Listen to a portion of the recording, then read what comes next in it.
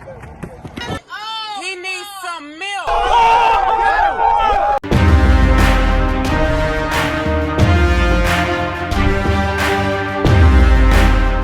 Hi, and welcome to DD Live.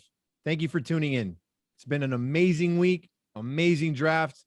And I have to admit, I think I had more fun than anyone there. I had no pressure to make any draft picks. I was able to visit the bar, make some jokes, get some interviews, of which you guys will enjoy throughout the course of this episode. There's much to talk about, much to speculate. We got new teams, we got new caps, we got new players. There's some things going on for the future season that we're going to talk about during this episode.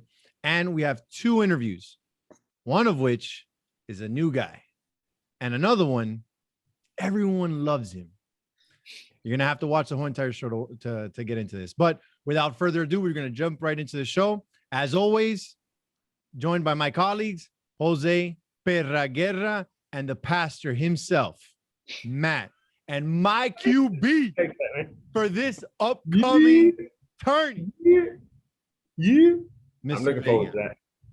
All right, so here we are, gentlemen. I know that some of you guys are a little bit confused as to why Matt has dreads on, but it's a new look. It's something we're going for the tournament. It adds about 15 yards into his pass. I'm sure our whole entire team is going to eat. But I'm not going to talk about ourselves. I know we're dominating the conversation. Perra's a little upset I'm not giving his team love, but we're going to get to that too. Because the fact that Perra and Bach on the same team, who would have thought? Huh?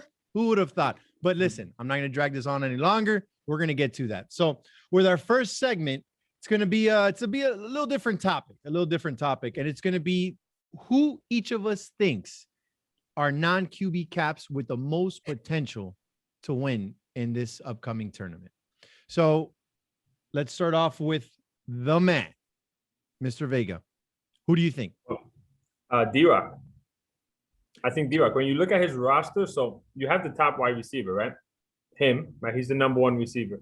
You got to have that. And I've heard people say, whatever, this is not my opinion. I've heard people say Timmy can't be your number one option, but he's not, right? He's not on this roster. He's not the number one option. It's D-Rock. Timmy's the number two option, right? When you look at it, that's a heck of a number two, in my opinion. No bathroom jokes here. But then you have Johan as the quarterback. Hold on. It's not Johan. It's Johan. Johan. Right? Okay, Johan. You said it right. I'm just making sure the viewers know that Johan didn't get any horse placenta injected into his knee, and this man's not trotting out there, a month and a half removed from surgery. So if he does, man, Jose PT, you're a G. But he is a G anyway. So then you have Johan at quarterback. Now, if I'm understanding right, Perra, he plays 5-man quarterback, right? Yeah, that's what he does. That's what he's been coaching, and he's been coaching that his whole life. So this is what he does, and he was the third pick. Now I think he was picked here too. Yeah, he was like a Chris J scenario.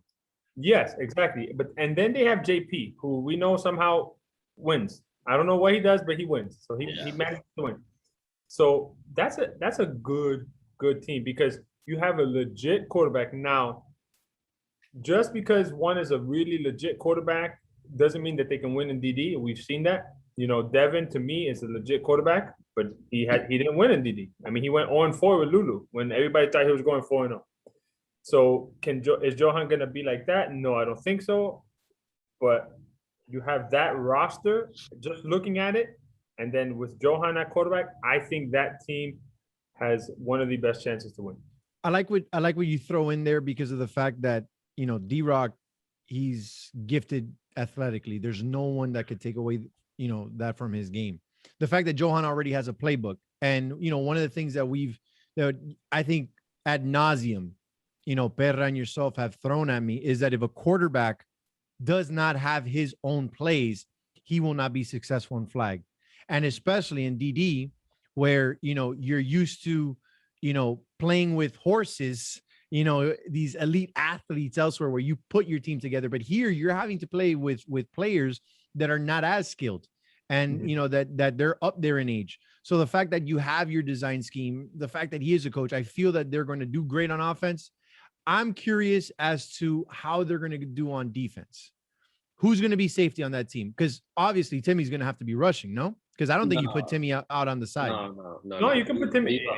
I think D-Rock as safety. That gives you the safe option. You're not beating that team throwing the ball deep because D-Rock, listen, there's no way to describe it. I've seen that kid make plays where he's following a post across the field and somehow he's able to turn around and catch up on a go route. It's ridiculous. That guy at safety, it's ridiculous. Yeah, I think their offense is very it's gonna be good. I think it's built pretty good. But I think it's gonna come down to to a lot of teams their defense, because obviously D-Rock's gonna be safety. Timmy's gonna play corner. I would imagine JP's gonna be at his natural position at rusher. But then the question is, who's gonna play middle? Who's gonna play corner? Is it gonna be Johan and Juan? Is it? I forgot who's their other tier 5. I think it's Alex Forte. I didn't get to see him play in the scrimmage. I did see Juan. Juan did impress a lot of people.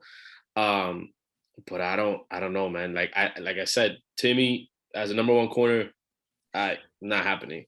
And Juan or Alex Forte or Johan at the other corner, that's going to be a little iffy for me. So that's definitely where that team is going to struggle. But I mean, I think 5-man, you can disguise that though a little bit with Johan at corner. If you have a good safety over top that can play over top, and you have him make sure he gets the short, keep everything in front of you. Aside, sure. Can you isolate the safety? Sure, you can. I think Johan is smart enough to know what he's capable 100%. It's like I said, I don't think he's going to get beat because he's going to make a wrong read or he's going to, I think it's like I said, I think essentially we're the same player on defense. We know the game. We know where we're supposed to be. If we get beat, we got beat athletically. But we also know the game. So even if we are about to get beat athletically, we know how to hold and stuff like that. We know we have the brains where it's like, I'm not giving up a touchdown. I'm just going to hold. But it's different when it's just like me in middle or me at corner, as opposed to now you have Johan and a Juan S and an Alex Forte. Like you're putting a whole side of the field kind of at a disadvantage, so it's a little tricky. Who's going to be the alpha on defense? It's still going to have to be Johan. I believe so.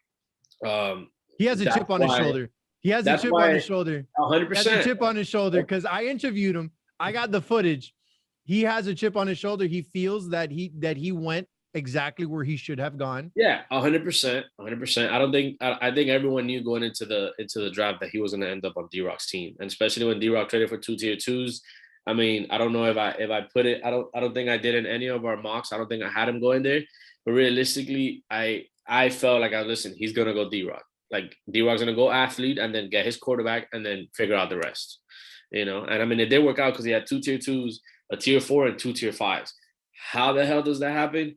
I have no idea. Obviously, we know it wasn't D-Rock's doing, but it's still for all intensive purposes, D-Rock had an amazing draft. He showed up. I saw him throw the slips there. He was picking the guys, bro. He was doing it. I know how to couple drinks, but he was next. All right, we're keeping moving. Pedro, who's your pick? Non-QB cap. Listen, hey, I hate to say it because I feel like this show's we're never gonna move on, but I like Mo's team, bro. I really like Mo's team. I like you guys' team. I'm not like, obviously I'm not like head over heels over the Hector pick, but I'm not gonna say it was a bad pick. I don't mind that pick at all. Obviously the Matt pick in tier 3, him being able to trade back and Matt still falling to him was great. Danny A, I'm not crazy about him. I'm not gonna lie to you. On offense, I saw him making the scrimmage. I saw him make every single catch. But boy, on defense, he was lost. But he's our tier 4, so we got him at exactly. He was rated high. He was rated high tier 3. Yeah. He was rated high tier 3, and he fell all the way to tier 4. I think that plays into your hand because at that point it's like, okay, dude, it's kind of whatever, Mm-hmm. I don't. If anyone would have gotten him at tier 3, I would have automatically said I don't like that team because you're asking him to be your second best player. If a quarterback would have drafted him, or your third best player, I don't like that.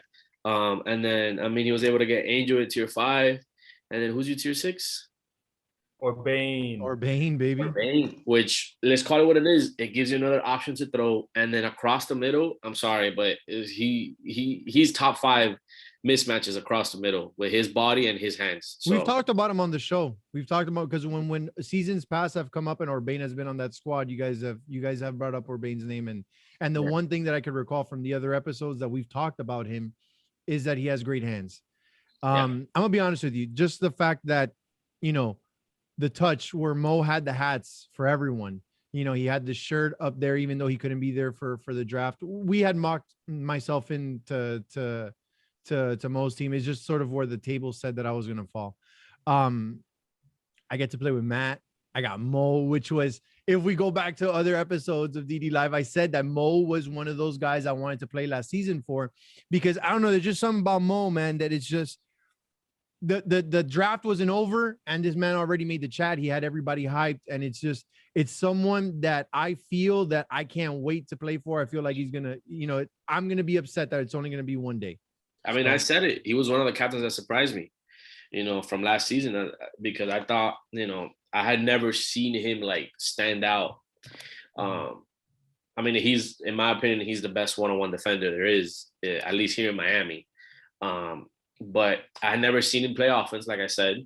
I had never seen him throw a football, and I definitely hadn't seen him lead like a team. Like we say, it's a whole different, ball game when you got to come into DD and you got to teach and you got to put guys in the right position, and then you still have to make the plays. Right. So it's a lot that falls on the captain. I will say that, and like I said, he definitely surprised me and impressed me last season. So I have pretty high expectations for that team, because I do like that team. Excellent. Now, my pick, and it's just, and it's not the easy pick to make, but I think Laura is going to have a very good tournament.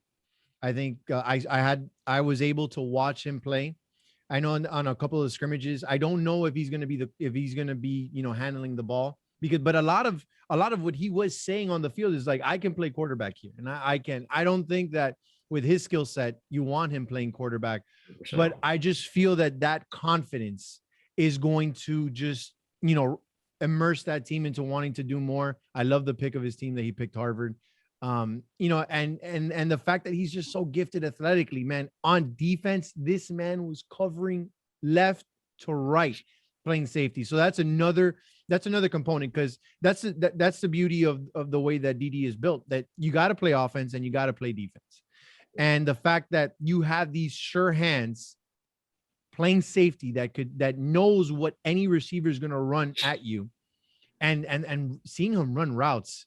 It's just, even when he was scrambling on the handoff game and he was running, it's just the way that he was just moving and the cuts that he was making. Impressive to watch. I hope that that I don't know, I get some time off after all these dubs that Mo and Matt are going to lead us to, that I could get to see some Laura live in action on the field. I didn't want to say freaking Mo's team was going to do good. Hey, listen, crazier things happen. Baca drafted you, which we're going to get to. But before that, guys, this was not a layup of any kind. I really am excited from the moment that they announced that Eric Laura was going to be on DD and it was going to be for this upcoming tournament. And it was like, listen, you want to find out about the guy, Google him. The fact that he was, one of the Walter Payton finalists for being, athletically gifted offensively in the nation. That's one accomplishment of its own. Just playing D1 football, it's an accomplishment of its own. And then on top of that, for this man to be able to get to the NFL, it's a lot to respect and admire. And without further ado, that is the first guest that we are bringing onto this show. You are live on DD Live. Eric, thank you for coming on with us. I know that it's a little late, but we appreciate you having on. And as a matter of fact, we were just going over. You got me in my PJs, brother. Oh man, but you looking good though. You're looking good. I like the stroller in the back. At that life. Now, one of the things that we were talking about is actually we were supposed to pick our non-QB caps coming into this tournament and which ones we preferred. And most people are going to say that I was just laying this up, but you were my pick. You're one of the guys that we circle on the calendar wanting to watch play. And without further ado, we're welcome you. Thank you for coming on with us. And Halsey's going to take over this interview. What's up, Laura? What's up, big dog? So let's talk about it, bro. You're in DD. Let's talk First, about it. you're in DD first time. How do you feel? Man, I'll be honest. Like, so Edgar was telling me a lot about the league, as he was like getting involved with it and stuff. And it was like, bro, they're bringing fun back to flag football. Like, and that was a big reason why I decided I wanted to like join DD. And no question, since I have, it's been fun. So like, that's above everything. Like, that's the whole point of it all, right? So it's been fun. And then, bro, the draft, definitely never expected something like that. I was thinking kind of like a back room, everyone drinking beers, fantasy football draft, and that was like, pretty legit. Everyone, some people dressed up. That was pretty funny. Yeah, bro, it's been good fun.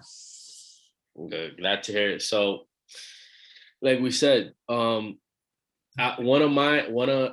didn't pick you. I actually picked, I think, which sucks because I had these two guys here on that team. So I picked Mo as my team that I liked with a non QB captain. And I said that he impressed me last season because, going into the season, I was like, okay, I know Mo is, like, in my opinion, one of the best, if not the best one-on-one defender in flag. But I've never seen him play offense. I've never seen him like lead. I've never seen him like coach. And one of the things, that falls on a captain, you got to be able to, coach and teach and mold and talk to this lower, the tier 4s and the tier 5s that, they're up there in age, their athleticism is gone, the IQ is not there. So what do you think your experience is? Because obviously we know you played D1 and you made it to the league. So what do you think you feel you bring to the table as a leader, and what does your experience help? How does your experience help you? Yeah, actually, it's funny that you asked that because I felt like that was an X factor that wasn't really considered with my ranking. So like, obviously incoming, they ranked me the 10th person. And I felt like I probably should have been ranked higher. Just because of, obviously me playing D1 and having the football record that I've had. But, I totally understand that when you enter a league, like there's things you have to do. And, but yeah, bro, like, I think they didn't really think about it, as me bringing in like experience. Like, and I noticed that when we went out to the scrimmage and like, I picked a few guys and I was like, kind of talking one through a route, and they're like, damn, bro, like we needed that. And like, it's like, all right, so like people are receptive to like learning and growing, and like they want to do that. And I think that's one of the underestimated factors of me being a captain is when you're on my team, like I'm going to spit it to you good, and you're going to know football, and you're going to understand why we're doing something and why does it make sense. Because when you simplify the game, it allows you to play faster without actually doing more. So, like that's a big strategy for me. I think that's one of the things that the lower tier players have. I've seen I've played 2 seasons, and this will be my first tournament. And I've noticed that the lower tier players tend to be more receptive to criticism and to learning. And now I don't know if it's just an ego thing with the higher tiers, that maybe they just think they know more. I'm not saying that they're not like that either, but I've noticed that the lower tiers tend to be a little bit more receptive towards that. Other than obviously someone like yourself, Beta, even though you're still open to it, you're lower tier, but you have the knowledge of one of the tier 1 players. Yeah, I mean, and I think, like you said, I think it's definitely the lower tiers. I just feel like the lower tiers have always been lower tiers. So they're okay. Like, not that they're okay with it, but they're okay with it. They know what it is, but like, I don't want to call anybody out, but for example, like a Ham. Ham was a captain at one point. Just went tier 3. So it's a little hard, as a competitor and just your own ego and stuff like that to say, damn, I was a captain and now I'm a tier 3. And now I have this guy that I've never met before telling me what to do and how to do it. It's a little different, for someone that was at such a, pedestal in DD to come from that. And now, he's a tier 3, and so it, like, I do agree with it, like I haven't had a tier 4 or a tier 5, be like, oh, even though I'm famous for saying if you're a tier 5, I don't want to hear you say a word. Shut up. I'm famous for saying that. But I agree with you. I think the tier 4s, 5s, obviously in the tournament, tier 6s, and even in scrimmage, I saw it. You pick on it right away. Everyone is willing to listen, and they're willing to take to take it in. Obviously, there's a few guys here and there, but I mean, I think you saw it in the draft with the people that fell. Those are the people that weren't really like listening in the scrimmage, because that's, as a captain, that's all you want to hear. And even me as a quarterback, like all I want to hear in the scrimmage is if someone else is telling you to do something, you're receptive to it, because then you're gonna be when I tell you something if you end up on my team. Yeah. So, like I told you, and I know you said it in the scrimmage, you think you can play quarterback, because you're like, how the hell does Kevin with his noodle of an arm and his atrocious, scary arm motion, throwing motion, how does he win? And I said all the time, brother, it's annoying. It's uncomfortable to watch, but that guy can win and that guy can lead a team. Yeah, man. That's his number one skill as a captain. He puts everyone in the right place, and he can coach. And somehow he's he's not the most athletic person, but that stupid little handoff game with Kevin, somehow it's unstoppable. Like it works. I never want to demean Kevin, because Kevin, man, he's a guy that like is high effort, and that's one of the you can't get mad at someone like that. Yeah, that's one of the biggest things I look for in athletes is like, are you a high effort person, or are you just physically talented and don't really give a fuck because you're a try, you don't want to be a try hard. But Kevin's a try hard, and like that's an important trait. I think there's one thing about Kevin though that like there you can tell there's people who've been there and like the attitude that comes with being there, and then there's Kevin. And like I know Kevin's won like a couple championships, handful of things, but like you can still tell that fire is burning within him to like reach those flag football type thing, and so I definitely don't want to talk down to him. It's just the way that I play this game is I approach it more of like, this is what I'm doing because I want to do it, because I'm recreationally doing it, because it's fun, because so like I try not to get into the antics, and I don't know if a lot of people who don't know me, like I'm not like a big shit talker. Like I'm like, bro, I played football a long time. I know football. I played football. I'm good at football. Like, but when you poke the bear, like sometimes I can't control it, and I've been poked a couple of times. So I feel like I think I mean, you do some poking too. Let's not kid ourselves. No, of course, bro. And that's the thing is like, but once you get me going, like now I feel like I have to, like just make sure that my name goes above your name in the captain's list. Like, like okay, because this is the second time. This is the second time that you brought this up during the interview. Where should you be in the ranking?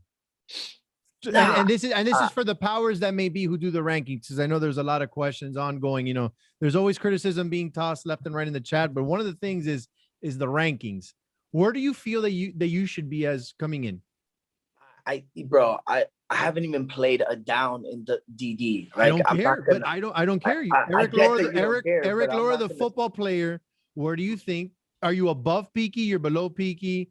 Below David, below Eddie. About the number one spot. Like you have to understand. So I look at football from a much more it's not as cookie cutter. Okay. Right. So like I can be the best player on the roster, but that doesn't mean I'm the best player doing specific things that lead a team to win. So like there's no question that I'm the best receiver in the league. Like, I mean, like if anyone wants to argue that, I have no problem, playing against you or whatever you want to do one-on-ones to show each other, like whatever. I mean, again, I'm 30 years old. Like I do this for fun. This is not like, I'm not going to bet my bank on myself, but I'm going to go out and compete every day. So, that from that perspective, obviously I would be ranked one of the higher offensive players. But now when you think about me and what I want to do in the league, which is play quarterback, I think the reason I want to do that is to challenge myself, is to make it fun, is to do those things. Like I don't think I'm gonna come in and be the best quarterback. Like and people who play with me on Sunday, saw that. Like I overthrew 3 throws that would have been like perfect plays, touchdowns, like walk off the field, like we beat Lulu, but I overthrew them. I forced 2 bad turnovers. Like I didn't throw a pick, but like I forced the ball over the person to turn the ball over, which, like, again, that comes with experience. That was my first time playing quarterback. It's going to take a little while, but again, I go back to the Kevin reference because you guys brought that up. If Kevin can do it, like, there's no doubt in my mind. I heard you say that in the scrimmage. I heard you say that. Give me some time, I'm gonna be able to do it. And like, again, it may not be pretty, it may not be the way that other quarterbacks win games, but like, that's the beauty of football. It's not about how you do it. It's what you do. And do you score touchdowns? Yeah, it works. So season 14 might see a QB Laura cap. I think no matter what, I'm always gonna have another quarterback on my team, because I think cornering myself to only playing quarterback like limits my offense. Okay. So I'm always gonna have a quarterback. I wish I would have been able to get a late round quarterback that I thought I could play with in my first tournament and like be dominant on offense if I had to be. But me and Devin had talked, and I felt like he was gonna be the right fit for the first tournament and done deal. So now as the league approaches, obviously I haven't played it down, so I don't want to I'm speculating a lot, and I'm not a big speculator. So I would like to play a little bit more quarterback and do some more things on offense rather than just catch the ball. That's fair. Now, speaking of your quarterback, Matt, I know you want to ask about his quarterback and his team, because you being a quarterback.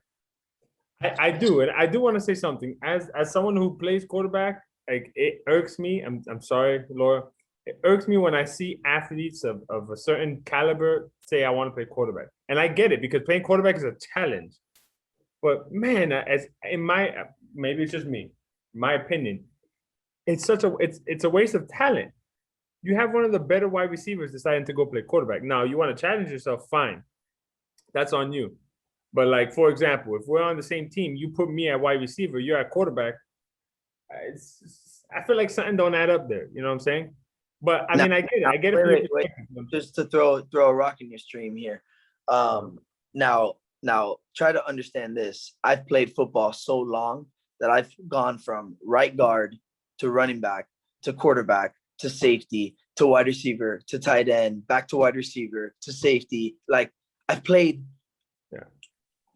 7 positions on offense before. Like, I played right guard at one period of time. My first year of football ever, I was an O-lineman. Like, I think that's everybody's first year almost. I mean, either way, my point is that, like, I don't pride myself on just, being like, I'm a football player. Like, again, I'm not saying that I'm going to be the best quarterback, but I'm aging. Like, I'm getting 30. I had a long football career. I have a messed up hip. Like, I don't want to always be fucking diving for balls and running really fast, always like killing my toes and my knees. Like, sometimes I want to play flag football and I want to chill and make plays and do things that are different. And like, so when you say, oh, waste of talent on the field, like, yeah, I'm not going to draft you. Perfect. Like, I if you don't want to win with me, like, all right, that's how it is. No problem. And I totally understand your perspective. That's just my thought. Coming from, like, as a quarterback, seeing someone who I'm knowing who I can throw to. Like, I've told Mo, and like we have Orbain, he's our tier 6. Move me out to wide receiver. Mo wants to play quarterback. I'll play wide receiver. I'll get a handoff. I'll do whatever in the world you want me to do. It's just looking at it from a just merely football perspective. It's hard to see that, but I understand it and I get it. And if it wins, it wins. Kevin wins. All of us hate to say it, but he wins in this dang league. Like, it is what it is, and it could happen. You could do it, dude, and then go out and win. You know what I'm saying? Like, I'm all for it. It's a little difficult for me in that perspective. So since you took the stance before I even decided I'm going to be all the way quarterback, if I win the league as quarterback, you'll say like, okay, it's not a wasted talent being there. Like you're actually talented in multiple positions. Is that what you're trying to? Okay, I'll get him to say it on the show. I'll get him to okay, say it on the show, and we'll bring you I'll back say- on the show I'll say it. to I'll say it. interview, and you'll ask him. When you win, we'll bring you back, and you ask Matt, and you tell Wait, but him. question, because he's saying quarterback. So like obviously he's talking about the league, because in the tournament I'm gonna play a good amount of wide receiver. You know, like I drafted a high quarterback for that specific reason. So you know, if you wanna take that bet to another time and another day into the league where I could show you where I have a little bit more time to develop a repertoire with my team, and I can actually We'll leave it for season 14. offense. We'll leave it for season 14. Thank you. Thank you. I'm putting all together. for it. I'm all for it. But There's so much tension. There's so much. This is Man, great. it's like Matt's on the hot seat. Where's the flag god here, bro? It's like, am I on the wrong show? Dude, I love it. So here's how I see it. Which whatever, maybe so you can hopefully better understand what I'm thinking. I don't know how you play at quarterback. You might be better than Peaky, but no, man. Peaky great quarterback. I might again. I'm just throwing random. Just hear me out. Hear me out here. Not random though.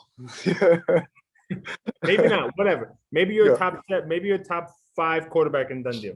Whatever. So when I look at it for me, right? I think at quarterback, as far as my quarterback to wide receiver level is higher.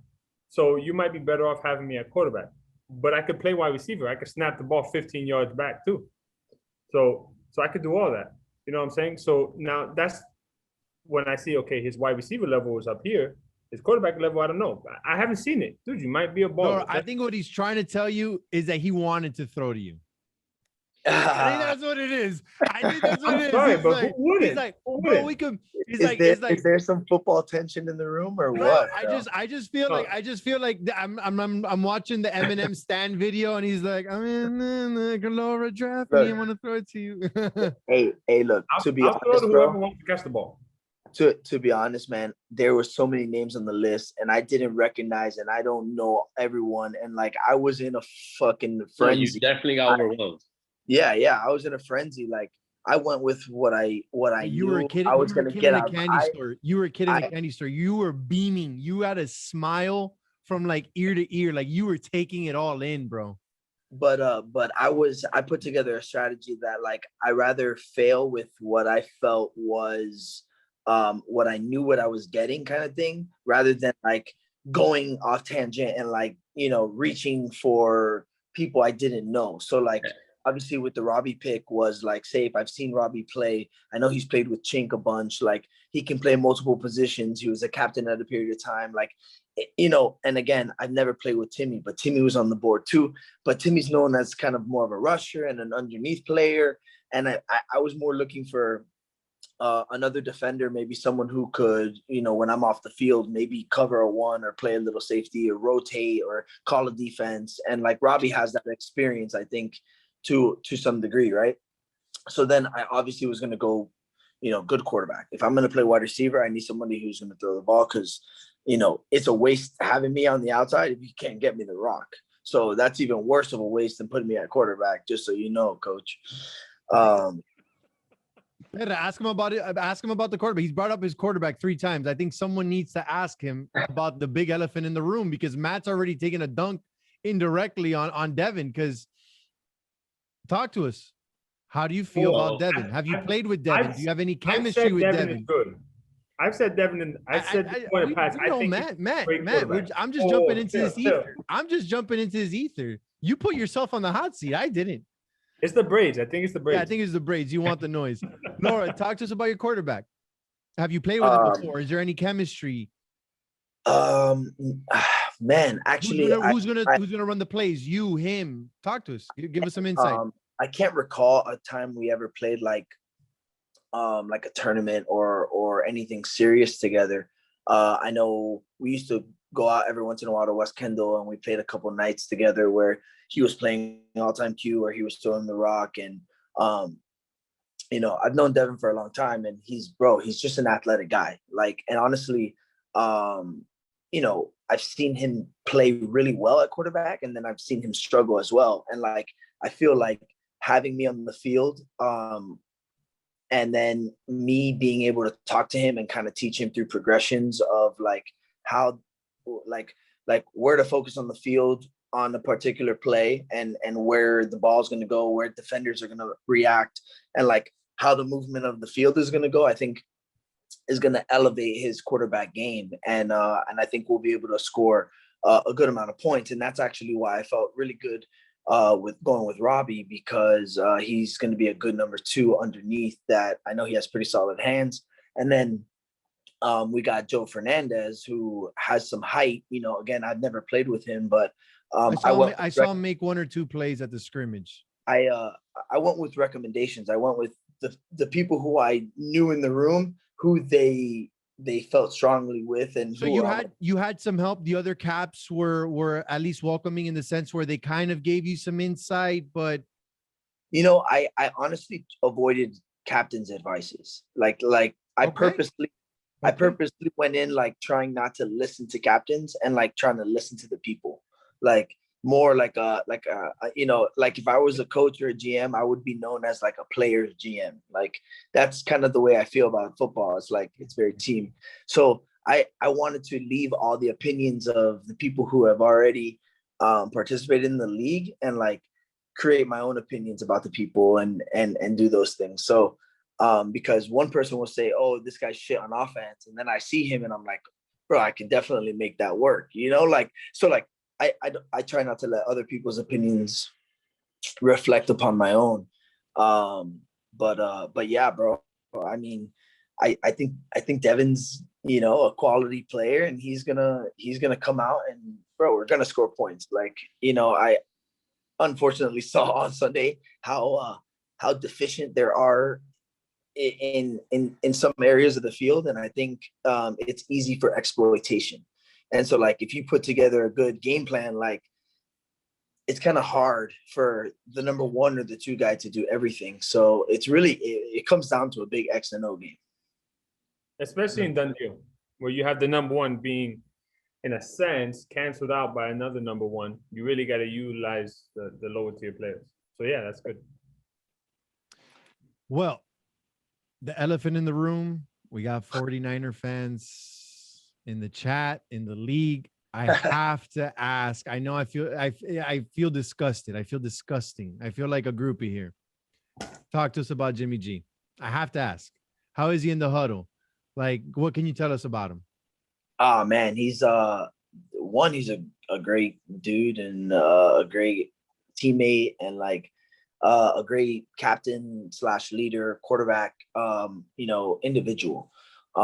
He was always a kind of like, I'll show you type of do it guy. So, he wasn't like this quarterback that was all cocky and staunchy and like, but at the same time, there was always kind of a firmness of like what you were expected to do.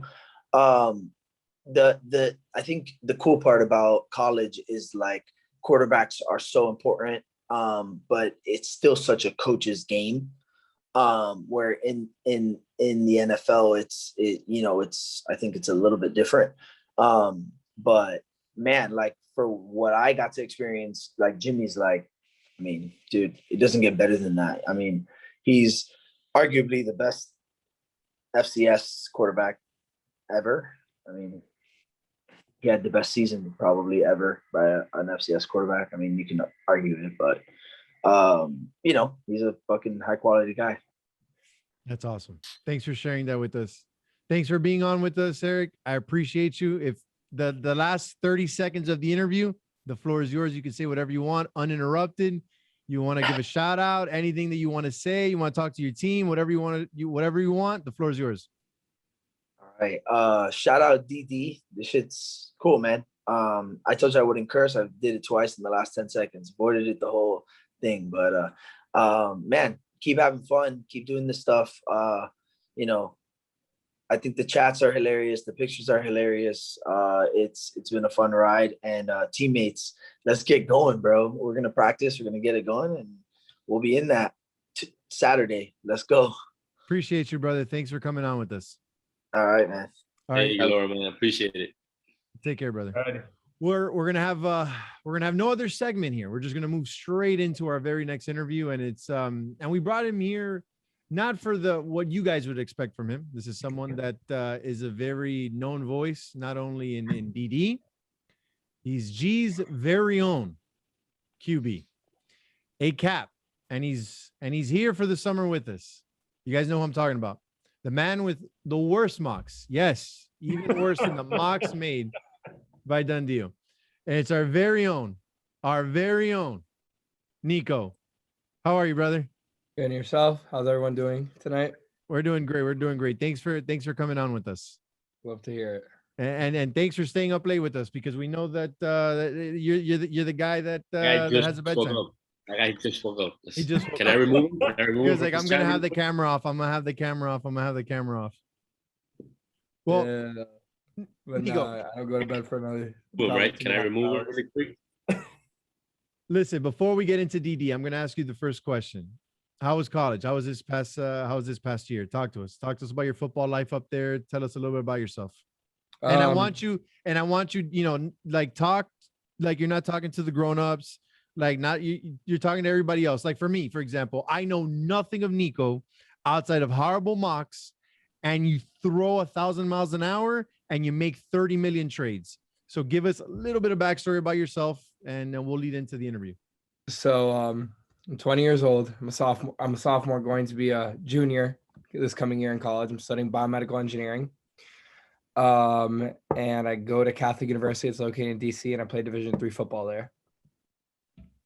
And I play position do you quarterback, play? obviously. You play quarterback, obviously, over there. Okay. And tell us a little You bit about redshirt? your progression in flag. So I started playing flag when I was 6 years old. Kind of as a second thing. I was really big into soccer since I was little, and it was kind of always an afterthought. Football was kind of always an afterthought. And then when I quit soccer, I really took off with the flag. Not really flag. I've always played it big, but always as a second thing. Like if I didn't have travel soccer or ODP, which is an Olympic Development Program, I would play flag. That was my thing, because there's no such thing as travel football outside of Pop Warner, which I didn't play up until I got into 6th grade. That's when I started tackle. And then I played flag since I was 6 years old, like I was saying. And then my team ended up winning the national championship for when we were 15. On our last year, it was on Nickelodeon. We went to San Francisco for it. We played inside the NFL experience. It was dope. We qualified all 3 years that NFL flag had it. And then we took a year off, and then they had U17 nationals, and we went with a team full of Division I prospects, except for myself. And we won that as 16 and 15-year-olds. And that was the last time I played U flag. And then at that same time, me and my best friend, who Perra knows his name, Sean, we were starting to play. And from God. I got PTSD with Sean. Please don't bring up that name. Please don't bring up that name. And we started playing adults. Like we would play with Johan. We'd play with our other guy, like father figure, Rudy. We'd play with them. We'd play with Baca. So we'd play with them and adults as 14 and 15-year-olds. So we started playing with that as soon as we aged out of NFL flag. Okay, Matt, I think you wanted to throw in a question in here. Yeah, no, I was asking about your college. Did you redshirt in college, or your junior? So Division III is a little different. Division III, you have red shirts, but not many people take it because you're not on full scholarship. But everyone was given an extra year of all collegiate sports because of COVID. Okay. Oh, okay, interesting. Because in JUCO we had a thing which was gray shirting, which was a little bit different. I don't know if in D3 it was the same, as far as like you just wouldn't be a full-time student, so it wouldn't count against your eligibility with D3, things like that. But I wasn't sure. This is interesting. Yeah, I've no idea red shirting. Yeah. Okay, so talk to us about now. You have all this leading up. How do you end up on DD? It was kind of a mix. So right before COVID came back, I heard they literally had the draft that weekend, and I was filling in for Perra on a Wednesday night, and they were all talking about the teams they had drafted, and it was really between Kevin, CC, and Lewis. Those were the three, and Dusty were the four mainly talking about it. And then COVID hits. I get on Grown Ups permanently, and then we go to Texas. I start working out with Lewis and CC, like throwing routes with them and stuff like that weekly, and they kept on talking about DD. Lewis dropped because he was going to be 2 weeks gone from DD, couldn't make it. the season I played. And then Joan had texted me, yo, do you want to join? I never sent the money in. So then I got put on the wait list. Then Remy, you may or may not know Remy. Yeah. He got injured, and then we were actually on our way to Vegas to play in a tournament. And Joan called me and said, do you wanna be a captain? I said, yeah. So then it led to me being in DD. And here you are. And here I am. Now, from the moment that you joined DD to now, which is just less than a calendar year, there's been such an influx of talent coming in. And especially, I was ascending at the scrimmage, and it's like, wow, these are a lot of new faces. How do you feel about the influx of talent? I think it's great, man.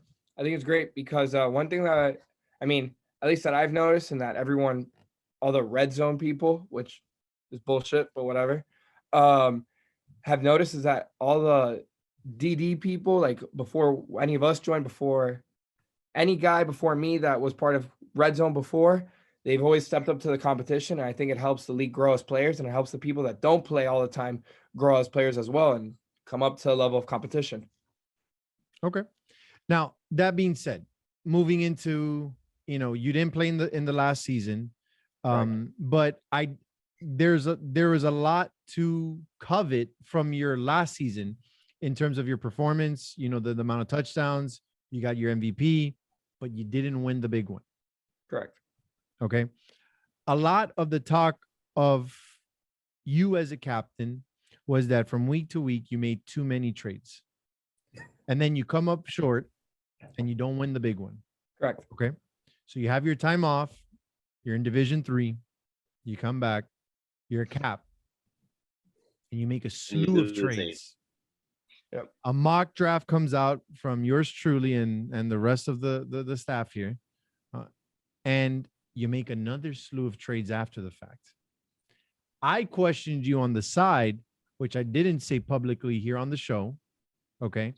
And I asked you, what is your game plan? Because I can't make sense of what you're doing. And essentially, what were your words to me? What were your words to me? No idea. You have no idea what you told me? No, that's what I told you. I have no idea. And then after the fact, he said I could win with anything. Yeah. Now, I like it. I asked you at the draft. I don't know if I was drinking too much, and then it just by absorption in the air, you got intoxicated, but you gave a rating to what you gave yourself a grading. I have the audio and I have the video. I don't want to put it up to you, but you graded yourself. Okay. Mm-hmm. Now, most people will come out of the draft saying, no, I did 10 out of 10. I drafted the best team possible. Do you think, because now looking at the board the way that it was, maybe had you stayed where you were, you could have had a better team than what you have right now. Did you shoot yourself in the foot with the amount of trades that you made? No.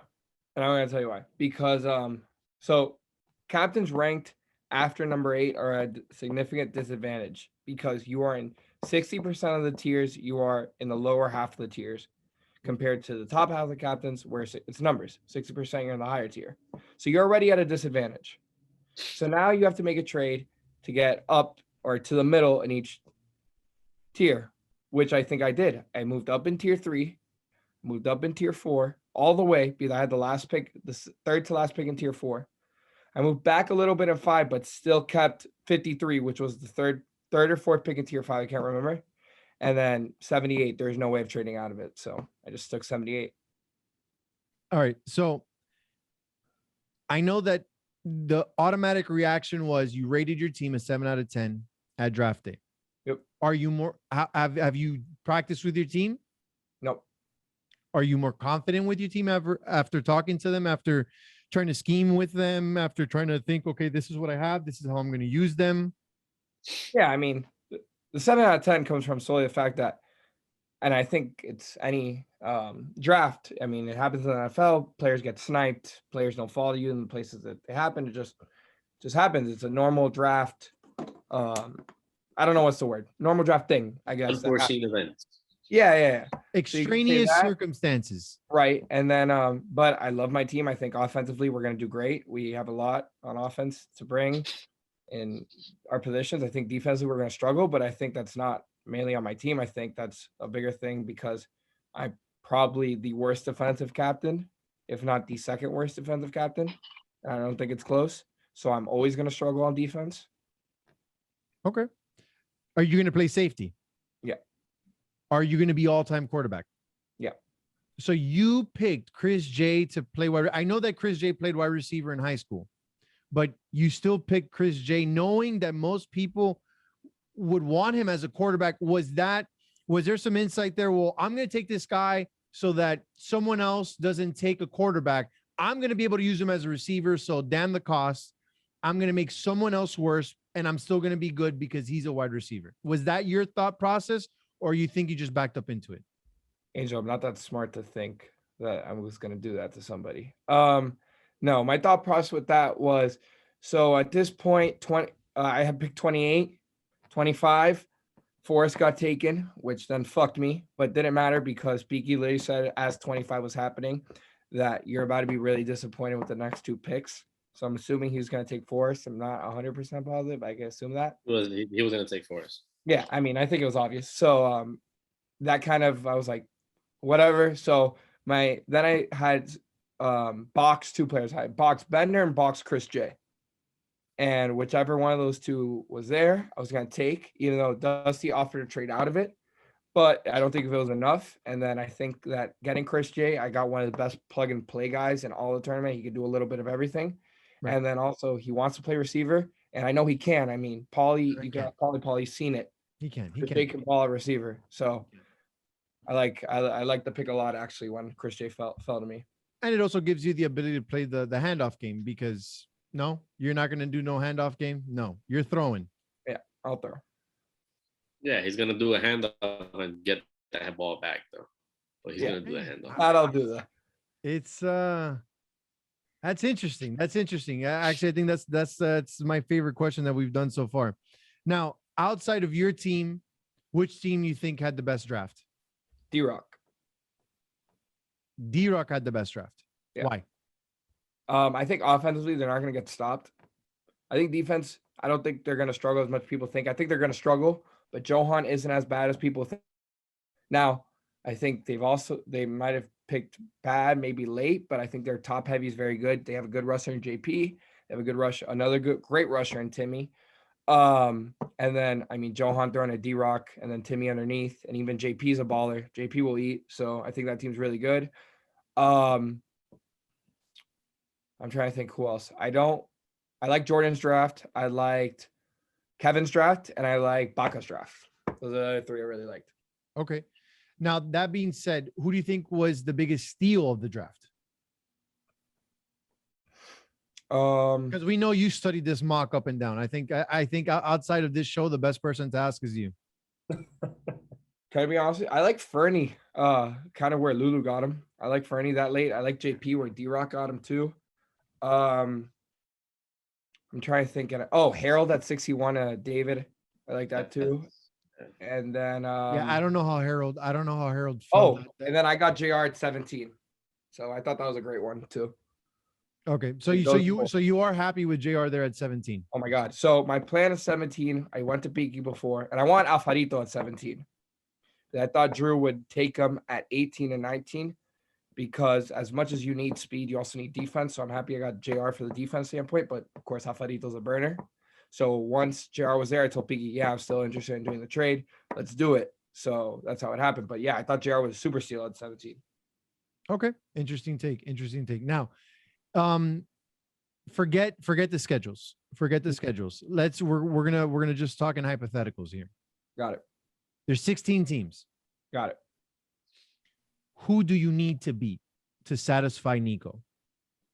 Like, because everyone has. I asked this. Listen. Every cap that we've brought on this show, you got to ask them, who is the one guy that I don't have one guy though. I have like 3 or 4. Give me the 4 in order. 4-1. Baca. Okay. 4-1. Okay. Kevin 4. Eddie 3. Paulie 2. Baca 1. Why Baca? Because Baca has Baca and Perra. So if I lose to them, I'll never hear the end of it. Baca by himself puts him top and four. why Pauly? Why Pauly at 2 though? Because Same Pauly's reason. not I a never hear- controversial guy. He's I so- know, but I'll never hear the end of it. I don't think you understand. Oh, they're gonna ride you. I have They're to gonna travel with him. They're gonna ride you to Kingdom. Oh, and you I have guys to got travel with them. Charlotte. Oh my God! Imagine if you lose in the same tournament to Pauly and Perra, it'll be the end of you. I Yep, think and you'll be then- joining Jules straight out of G's. And and then Eddie, just because it's like friendly banter. If I lose to Eddie, then he has the bragging rights. And then Kevin, because I talk too much shit to Kevin about how Kevin talks too much shit to me. I'm sorry about how my draft sucks. And last season he was talking shit to me. So How do you feel about his draft? I like his draft a lot. which we nobody expected him doing. I love defensively his draft. I think offensively they're gonna struggle, but again, Kevin wins in DD, so you can't count him out. But Kevin always goes very great on defense. Defensively, they're gonna be great. And I'm gonna tell you guys something. We're recording on the 10th of June. It's a Wednesday. All right. Anthony stock way up because today he was making grabs. He looked like he was 24 years old out there. He's playing with a chip on his back. He was making grabs. So you know, and I was really happy that Anna had that game today. So now your team aside, because obviously as a competitor, you're going to tell me that you're gonna win the tourney. Outside of your team, so let's leave the bias at the door. Who has the best team to win? Offense, defensively, the most versatile that you think that when the chips are in, you know, they're gonna go for it. They're gonna get the stops. They're going to score. They're gonna go through adversity. The more teams lose, the more people get on the sidelines and they're watching and everyone's giving in their input. Who is going to win this tournament that is not the USC Trojans? Ohio State Buckeyes. Ohio State Buckeyes. I think That's Kevin, right? That's Yeah. Kevin. That's Kevin Kevin. has the best draft. And then I think from top to bottom, I think you have the best draft. But to me, I don't think you could discount like certain players either, like David and Beaky. He had I love their teams, and I just think that you can't and- count either of them out. And then, like I also said, D-Rock also had a great draft, so you can't discount that. So because covering that guy, I mean, not a lot of us can. So we'll see. I mean, I think top to bottom, like I said, Ohio State, but as certain players, you can't count out those certain players. Even Lewis and Ole Miss, not gonna be able to cover him. So we'll see how it goes. Any Yeah, questions, this gentlemen? one. Perra, I know you're foaming at the mouth to get into this. Any questions? You guys got anything for Nico? You guys got anything for Nico? Who wins? One You thing. just said you like Kevin, but who wins? Besides myself, No. You versus Kevin. Your team Hey. versus Kevin's team in the final. I've been going 2 against me and done deal, guys. Come on. Next question. No. Not you against Kevin. Besides you guys, obviously you just said who you like, but who wins? Period. And don't give me the politically correct answer again, because you gave me like 5 teams there. I'll say LSU. I'll say David. Why?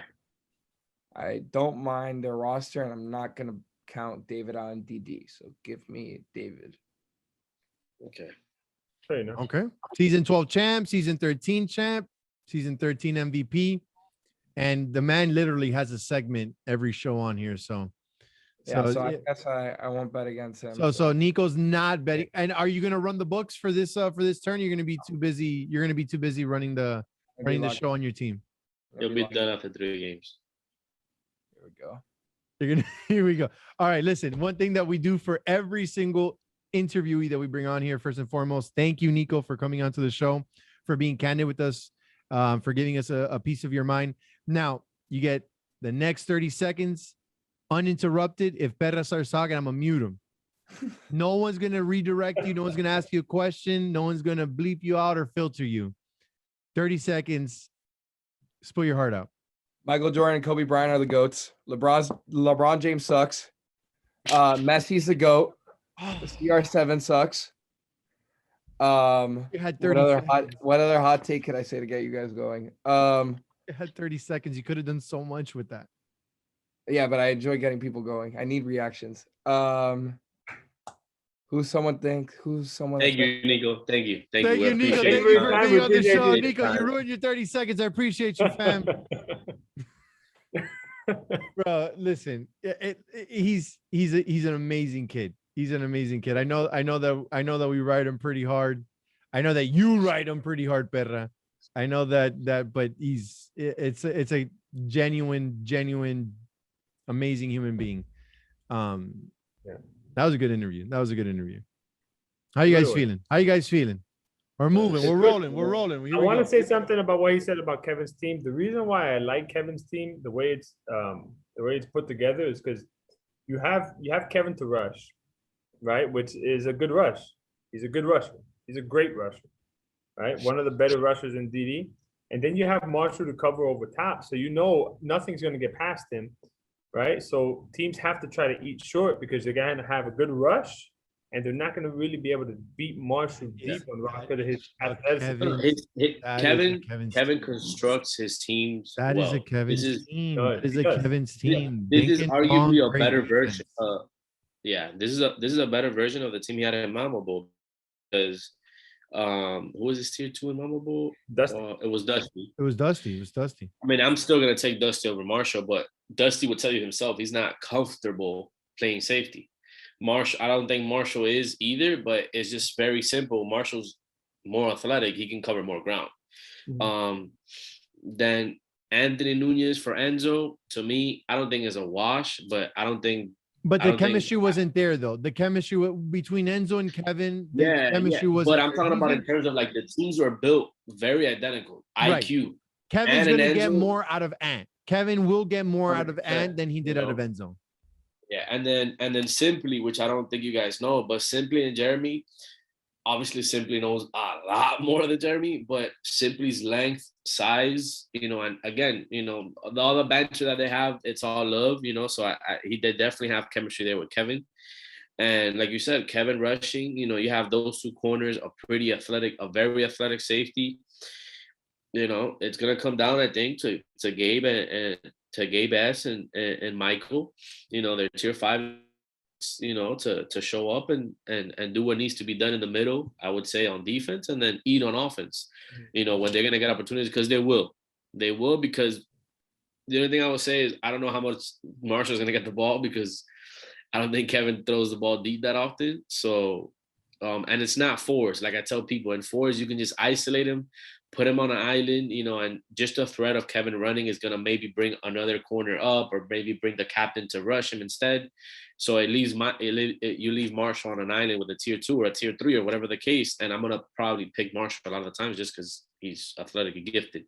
So I think Kevin's team is going to be honestly, I think they might have the best defense, and I think that's how you win in all types of football. And that's how Kevin wins, because we all know his offense is ugly. So I don't mind that team at all. Winning isn't ugly. Now, going into our next segment, draft recap. Biggest steal. We asked this question to Nico. Matt, biggest steal of the draft. Oh man, my biggest steal. So I don't want to go with the cop out and go with Daniel A. The reason I don't, he's my teammate. I don't think he's a steal. I think he was highly. I think he was wrongly rated. I don't think he was a okay, because he was rated higher than I was. Okay, so that's why I'm like, man, okay. So obviously that I'm not gonna go with that one. And I know Nico said Fernie, so I'm not gonna go with Fernie because I think Fernie maybe should have been a little bit higher. But it's really hard. I'm gonna go 2. Okay, I'm gonna go 2 of them if you guys don't mind. Orbain, to me, should not have fell to 72. I don't think he should have fell to 72. To me, that's a steal. And then Justin at 18. I think Justin at 18 was a steal in the draft because he was supposed to be rated higher. And we got it wrong. We got it wrong on the mock. I just think him not exposing himself. I will say we wanted to bring him on the show. He didn't want to come on the show. I think, I don't know. That's why one of those things is Drew's team, because Drew can throw, Justin can throw. And I've seen of what Justin can do because of Kevin and JP and Justin. They've won a lot of tournaments together.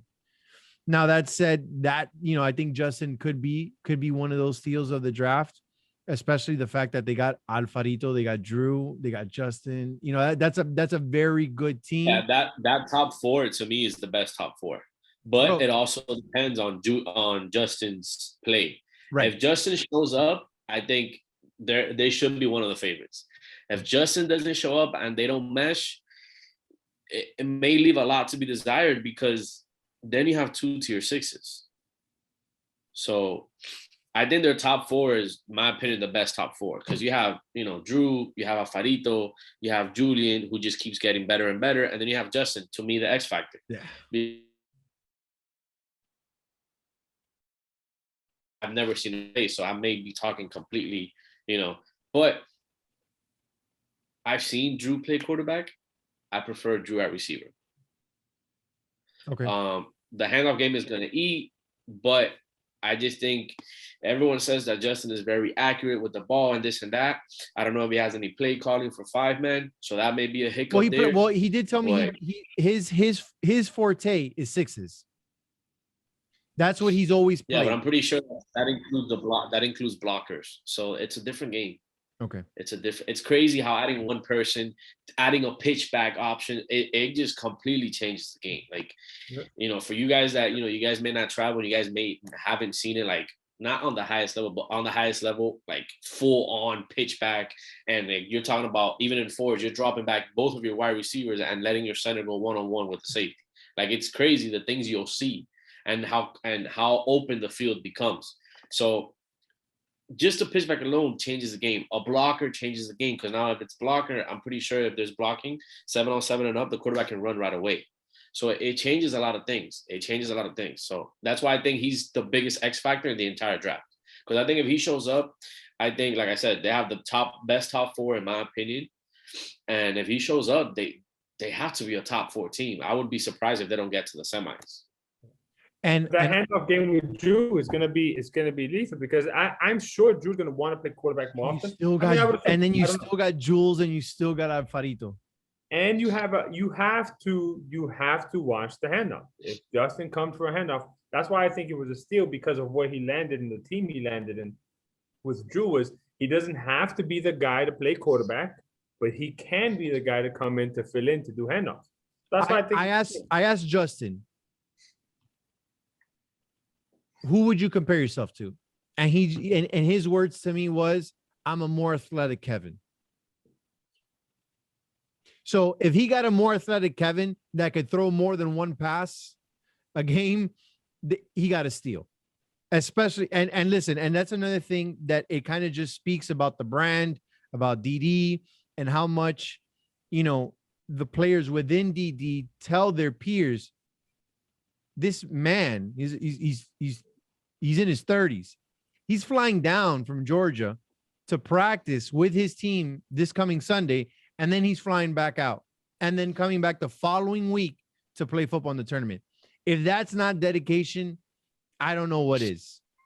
And I know Manu missed his girlfriend's graduation to play in the last week when all his Falcons, abandoned him, including Jeremy and Marshall and everyone else on that team. But listen, for him to make 2 flights on back-to-back weeks, that's dedication. Speaks to, how much people want to be in this league. And that's something of value to bring. Now, Perra, who's your steal? I mean, I don't even want to say they're steals, honestly, because it just doesn't make sense. Like, it really does not make sense to me how Harold fell to the 4th last pick in tier 5. That makes no sense to me. And then, like Matt said, I'm going to give you a couple. I have no idea how Manny S fell to the Gators, to my team, at 73, which is the 8th or 9th pick in tier 6. That just doesn't make sense to me. Especially, with all this, the tier 5 and the tier 6, that's what wins you that's what wins you the league, and that's what wins you a tournament. That's what wins games. Bro, I just don't see how people passed up on Harold to allow him to fall to the 4th pick, to the 4th last pick in tier 5. And I just don't see how people let Manny slip to the middle of tier 6. It's it's kind of crazy to me, you know, because I mean, the tier 2s and the tier 3s, they're not irrelevant. Obviously, you know, Justin is for sure the biggest steal there because everyone had him going top 7, top 10, you know, Right. because he's a quarterback. One of those other athletes is gonna go quarterback in tier 2, and you know, but bro, he fell to the tier 3, you know, and there was a quarterback drafted over him. There was 2 quarterbacks drafted before him. So I honestly can't I can't fathom how Harold fell as much as he fell and how Manny S fell. Both of them coming off great seasons in season 13. Yep. One of my shocks was the fact that that JD fell. I thought that after having, a Mamba Bowl where he won and a Mamba Bowl where he won MVP, and as much criticism everyone wanted to put on JD, the higher ups, they defended that pick and they said JD had a great Mamba Bowl. Then we move on into the season, and you plug them into the Raiders, and the Raiders literally they became the Raiders. They took off, and they should have had a deeper playoff run than they had. I thought JD might have gone higher than he did. I think Dusty did right in getting JD there. I think that still JD, I don't know. I guess everyone wants just JD to prove more. I think that's a steal in my opinion. Another one that I feel that it's a steal is Ant. I really think that there's a couple guys above Ant that I don't think they should have been there, but I know that these captains, they got to play the board, but he knows the game. And that is so pivotal, especially in DD, and it's just, I know I'm being a prisoner of the moment, but tonight, it's like the lesser talk Nunez, and it's something that is said a lot, but and today we had a great first game. And then when we went on to the second game, the offense was stalling out, and looks at me and Ant's like, listen, bro, put someone else on D. I'm going to go on offense, and and we're going to we won the game. Ant was calling the shots on offense, and we won the game. He was making grab after grab after grab. And I just feel that when you get someone of that caliber that late in tier 3, I think that that's what's going to propel that team. And it's one of the reasons why everyone is so high on Ohio State. I don't think the power rankings are indicative of that. I think that the draft grades more are in line with, that's another thing. I don't understand. I get it. I get it. Yeah. You get it, but it doesn't make sense how someone, the only ranking and grade that makes a sense is Pauly, because he got an F and then he was rated 14th. That's the only one that makes sense. Because other than that, you have a team that got an A ranked at 12 and a team that got a D ranked at 4. Is like, wait, what? Like, but then I don't know the exact numbers, but it doesn't make sense. But then the powers that will tell you, oh no, is that you're looking at it wrong. The draft is based on your rankings. Okay, so who did the rankings? So if the rankings are accurate, then the projected draft grades are accurate. So why are the power rankings so lopsided? And I think Ohio State has a great team. I think Ant is one of those main pieces. Then they're like 12 or 13th. Yeah, and they had an A, and Kevin had an A+, A- on the. I didn't even look at it, honestly. It was just like, once I saw that, it was, I don't know. So it kind of makes you think that there's multiple people, either maybe doing the power rankings. I'm sure that after this segment we'll get some more clarity on it. But that being said, my steal is Ant Nunez. And now the biggest reach. What do you got for me, Matt? Biggest reach. I don't know, man. That's a tough one. So I don't want to say the name because I love the guy. Just spit it out and we'll just keep moving. We don't have to elaborate on it. Who's the biggest reach? All right, I'm gonna start it. And I don't even know the guy, and it's not a knock to you. And trust me, one of the first things that anyone you could talk to, I'm just gonna blurt it out. We don't promote putting anybody down. I'm just going by what everyone said. No one expected Chris D or Clemson to pick Jonathan Noriega at 6 overall, because a lot of the caps that I spoke to weren't high on his ability at playing QB, let alone being picked six overall with all the other guys that were still available to be picked. And he moved up to trade him. Like he And he traded moved it up. Yeah. So he traded up to get, so he better be the guy. And I'm sure in his mind, he knows that he is the guy.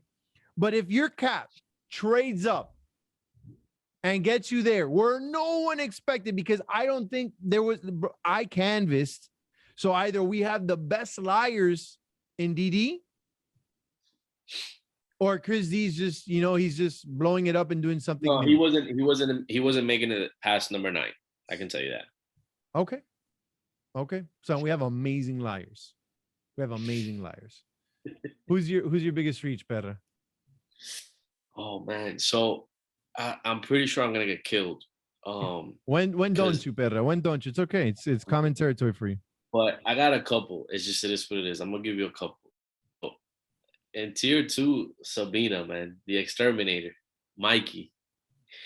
Bro, I love Mikey. Mikey's a cool dude, super funny, but there is no way in hell that man should be taking 11. I get it, and I told Jordan because he was talking to me. I was like, listen, it makes sense. You got Pablo. Mikey and Pablo are like close friends. It makes sense. It gives you a very good top 3, athletic. They both know the game, so it makes 100% sense. I understand why you take him, but I'm surprised he didn't go his boy Robbie. But I think Mikey, over guys like Robbie, Timmy, Willie, there's no way to me that I would take Mikey. Even guys in tier 3 like a Patino. I'm sorry, but I'm taking Patino over Mikey.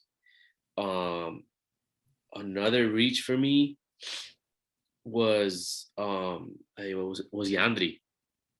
I love Yandri. Like that kid's like another little brother to me. But boy, at 51, passing over, and I know Lulu wasn't in the season, but damn, man, passing over Gabe, Gabe T, passing over you, Angel, passing over a Marin, a Ray, a Harold. Nick G that's also good. Harold.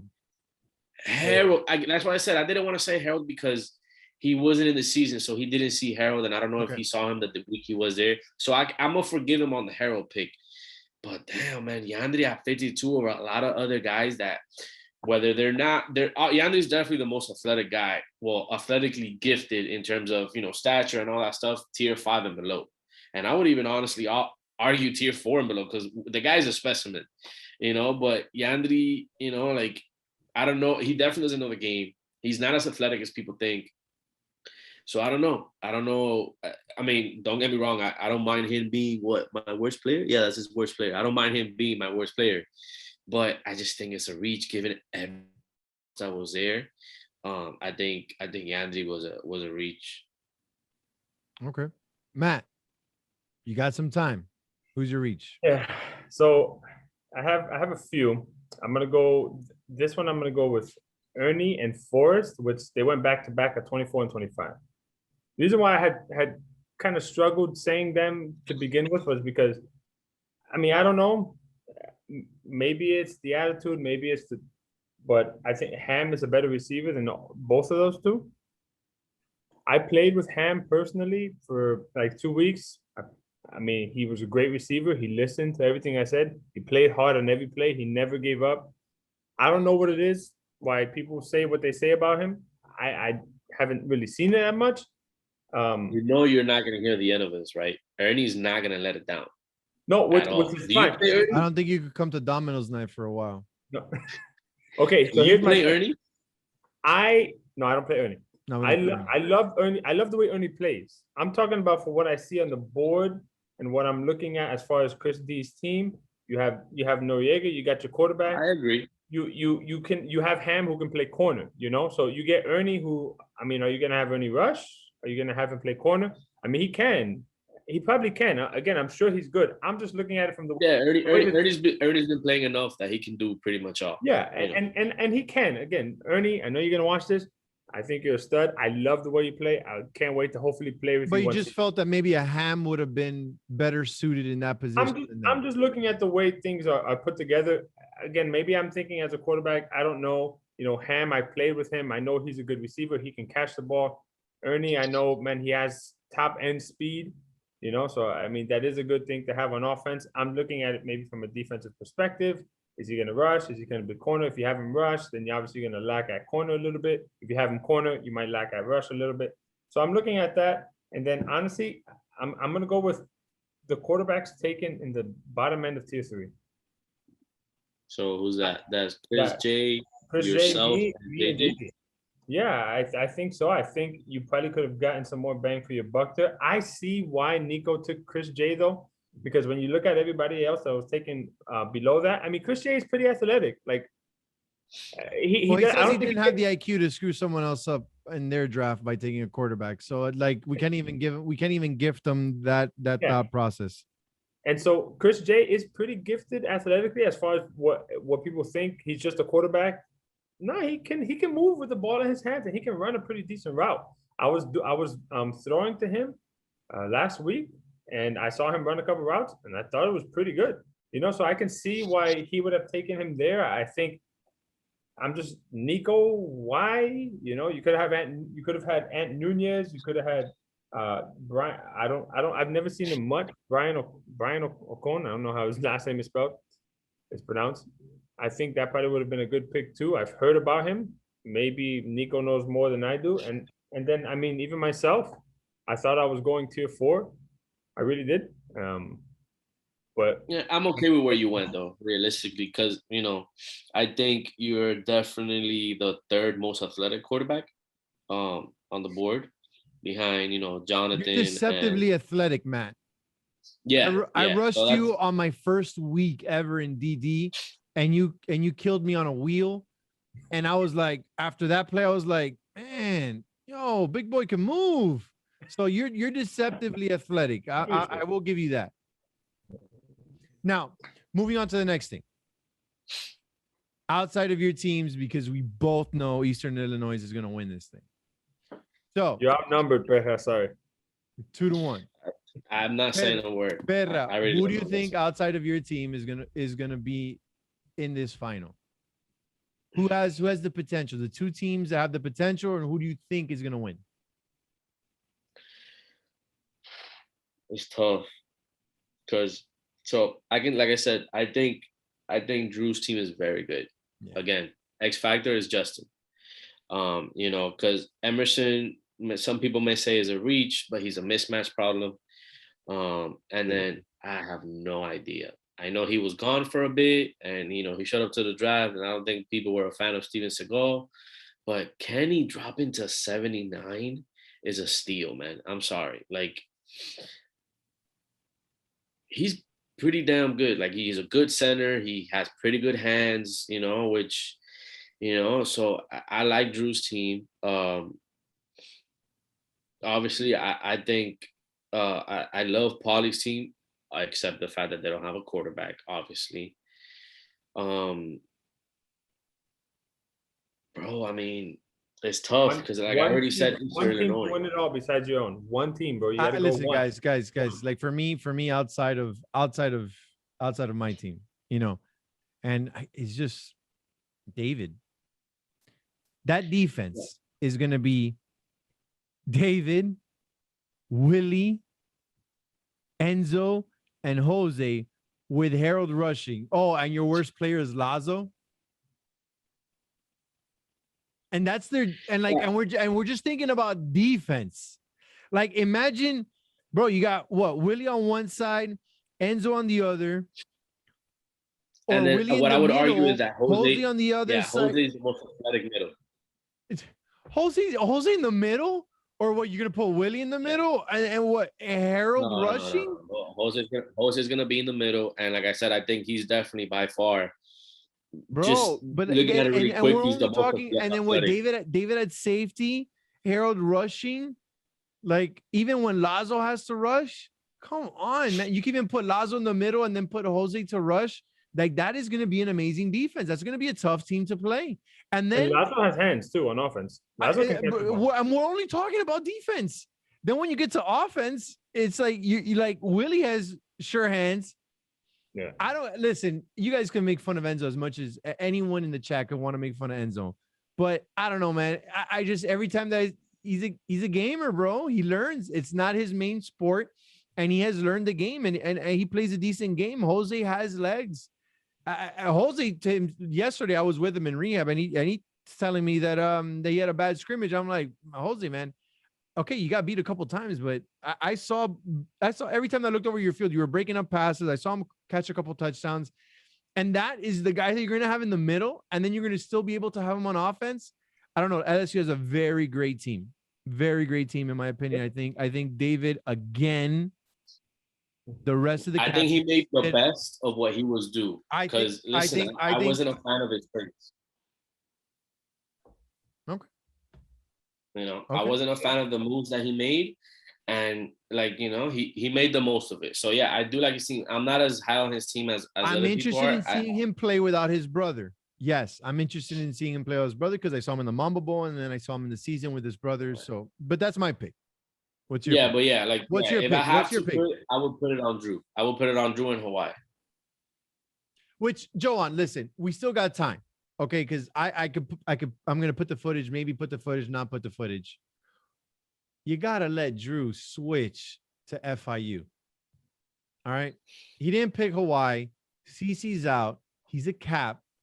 You gotta let him put FIU. I have the audio, man. I have the audio. I have the footage. He wants to play as FIU. I think the home, you know, the FIU alums, you know, would give him a little dab up. I mean, you know, like Nico, when Nico replaced Remy, they were the Eagles and they changed to the Packers. Oh, Nico that's why that's why I love having you on this show. You got the precedent. There is a precedent. I feel like a lawyer right now. Statute said that Nico changed team name. Drew gets to change his team name. Come on. I know. Come on, Joanne. Give in. Show us that you're a man of the people, that you could be the commish that everyone loves, just like everyone loves Andres, just like everyone loves the flag god, just like everyone loves Andy. We all can love you. Let Drew have his time and let that man be FIU. Balls in your court, commish. Balls in your court. Matt. So what you think, Matt? Who's your team? Dusty. I think Dusty. That's defense. That team is defense. It's so you have Peanut who can play. Who's a I mean, in my opinion, can cover tier ones. Baller. Right. Baller. Then you have Dusty, who, in my opinion, can also cover tier ones too. Baller. And then you have people who say what they want, but you have JD to throw the ball to those two guys. Gunslinger. And he won the last tournament. Now, whatever you can say, how in the world the Swans will end up tier 6? That's what I heard. That's insane. I have no clue how that happened. Either way, the guy still won, and he won MVP. Okay. Then you have G, who is deceptively good in done deal. Like, I know. There's no more deception behind it. There's no more deception. There's no more deception. In my opinion, to me, I was deceived when I looked at him and then saw him run a pick to the house. I was deceived. I thought I really. He can do it all, man. You really can. And then you have Roger, man. Miguelito Bakery, bro. He's tier 1 in my heart. In my heart. And in my heart. The man has, I'm gonna say it again, the man has a heart of gold. Yeah, and he's pretty good, man. I've seen him move around. He moves pretty well. So to have him as your tier 5, I think that's good. I think that the team is constructed well. I think Dusty's, I love him, man, just as a person and as a captain. I think he's gonna be great. Amazing. Listen, and the thing is, I was playing out tonight, and Dusty's just warming up, and he's screaming at me, "Do this, do that." It's innate in him to coach worse players. Yeah. It's a team to watch. It's definitely a team to watch. I'm sticking my guns. We're winning this thing, Mo. We're winning this thing, but I think LSU, it comes down to Peanut's health. If Peanut's knee holds up, I think they can be a very good team. Now, moving on to pool play. Which games are you looking forward to or looking forward to hearing about? Yeah. I mean, for me, it's simple. For me, it's obviously, you know, Paulie versus Dusty. You know, like I want to see that game. And then personally, us against Jordan. It's not really us against Jordan. It's Perra versus the Exterminator. 2 roaches. versus I love one it. exterminator. I love it. Inject. Listen, that team. I'm gonna be nice because I like Jordan and I like Pablo and I like David and I like Nick G and I love Drew, but that team has no shot to beat us.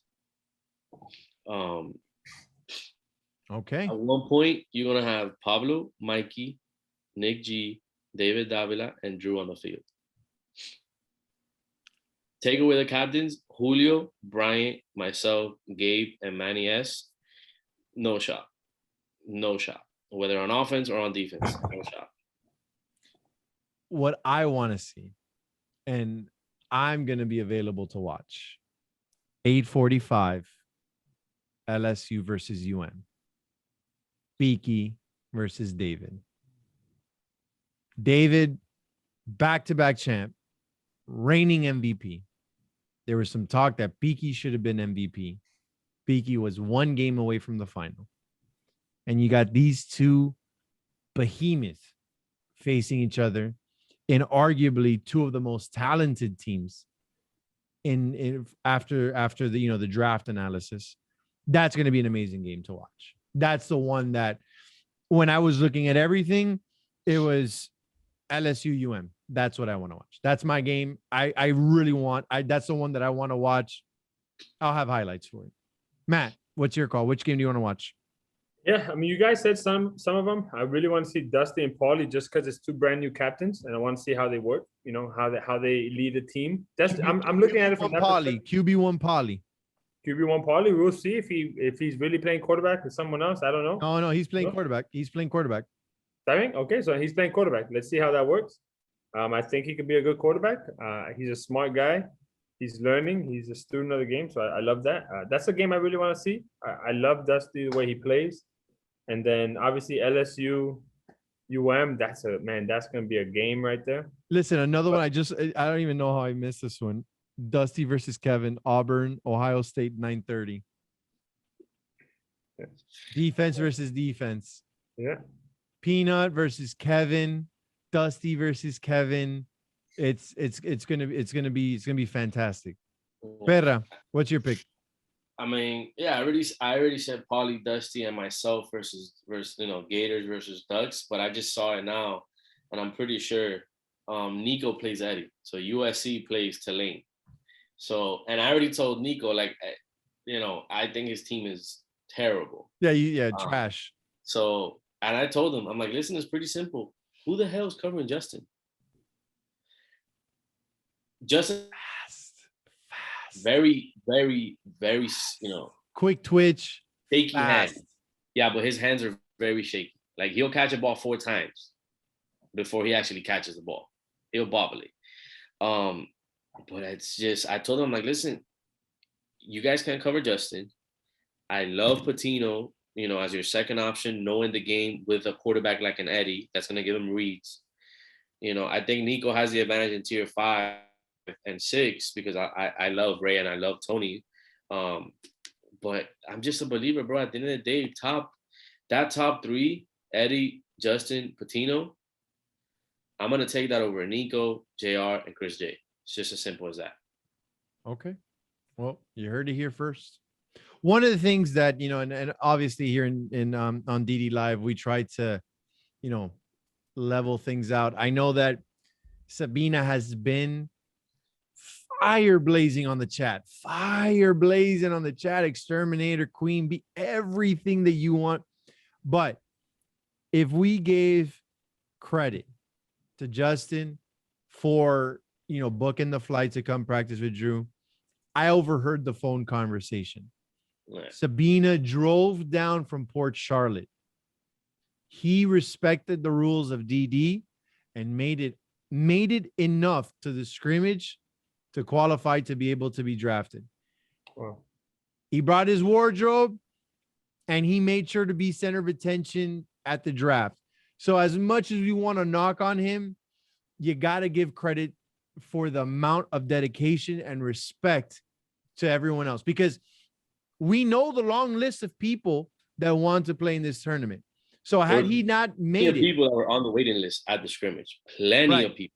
And the fact that, he made it, and I heard on the phone call, He was coming from Port Charlotte, and the fact that he made it, it speaks to the volume of dedication. And I don't care how loud you are, how much you argue, how much, it's entertainment. And the fact that he valued this much and the sacrifice, like, and you know what? I'm glad he put a target on his back, because you're going to look out for him, man. He dressed to impress. You guys want to say as much as, listen, 98%, 99% of that room did not have the confidence to wear his outfit to that draft. And he did. It is what it is. You got to give him props. I know you guys don't want to. You guys are just like, all right, let's finish it up. But gentlemen, that's where we're wrapping up. And I want to thank you everyone for tuning in, watching another show of DD Live. And yes, I love to hear my voice, and that's why I always end the show, and that's why I moderate. That's how we keep it going. We keep it fresh. So good luck. Stay healthy. Get your scrimmages in. We'll see you at the tournament. I hope everyone balls out. I hope Eastern Illinois wins it. Mo, you picked winners.